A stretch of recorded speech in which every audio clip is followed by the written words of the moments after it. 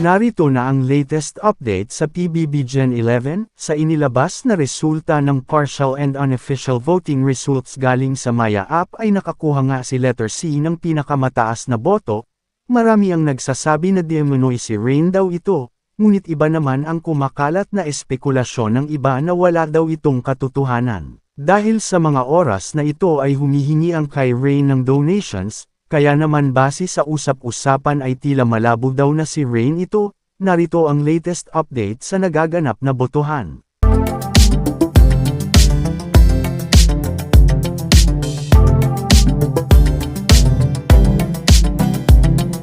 Narito naman ang resulta ng ating isinasagawang poll survey dito sa ating YouTube channel kung sino para sa kanila ang gusto nilang lumabas na ng bahay ni Kuya. At base nga sa resulta ng ating poll survey ay si JM ang para sa kanila ay gusto na nilang ma-evict.